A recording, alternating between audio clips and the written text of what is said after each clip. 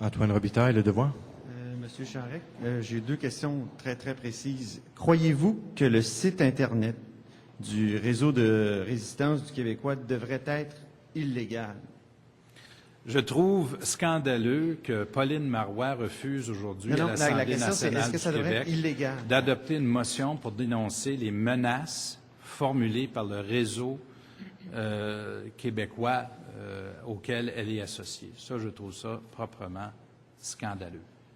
Et de voir son leader en Chambre se lever en riant, littéralement en riant à l'Assemblée pour dire non, moi, je pense que c'est une chose. Est-ce que vous D'ailleurs, voudriez que ça soit illégal?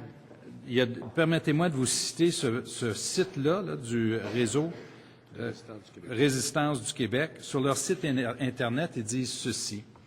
Il y a deux façons de contrôler les gens, en leur faisant peur et en les démoralisant. Et ils disent ceci. L'indépendance du Québec ne se fera pas simplement en votant tous les 4 ans. Elle ne se fera pas à l'issue d'un débat démocratique. C'est le groupe à qui s'associe Pauline Marois et tous les députés du Parti québécois aujourd'hui, suite à la lettre de menace qu'ils ont envoyée à des gens, dans laquelle ils disent dans la lettre « Vous êtes une cible ».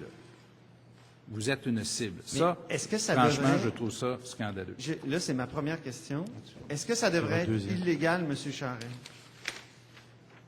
Moi, ma première préoccupation, c'est cette lettre-là qui a été envoyée avec un symbole largement utilisé par le FLQ, auquel est associée Pauline Marois. C'est ça.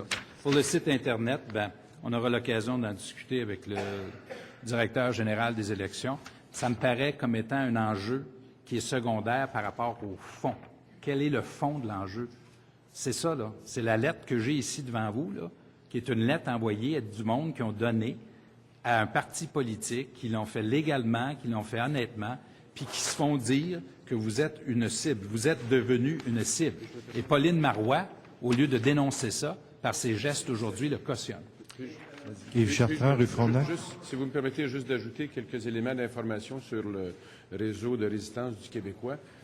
Ces documents-là, dont cette lettre, ont été envoyés par une organisation. On vous a cité des passages de leur site Internet, comment ils se présentent. Il faut se souvenir que jusqu'en 2009, ils étaient appuyés par le financement de nombreux députés du Parti québécois et du Bloc québécois, mais qu'en 2009, Mme Marois avait dit « Nous allons couper le financement du RRQ ». Vous vous souvenez, à l'époque, M. Bourgeois avait fait des appels à la violence et elle devait donc décider de se retirer. Ils ont décidé, du côté du Parti québécois, d'insérer dans leur coalition maintenant la RRQ, ça s'est fait à l'égard de la loi sur l'enseignement, donc de ramener le RRQ malgré les prises de position antidémocratiques qu'ils ont. Et aujourd'hui, lorsque vient le temps de demander à M. Duceppe, par exemple, cette semaine, s'il se dissociait, lui, il a pris ses distances. Quand arrive le temps à l'Assemblée nationale de demander à l'opposition officielle de dire clairement qu'on ne peut pas accepter ça dans une société démocratique, des mouvements comme ceux-là, ils ne veulent pas le dénoncer, ils veulent rester avec leurs coalisés. Franchement, ça laisse poser beaucoup de questions sur l'avenir démocratique de notre société si un parti qui est l'opposition officielle et prétend être le pouvoir décide de s'associer à des individus de ce type-là. Moi, franchement, je pense qu'il y a des questions à poser du côté du PQ.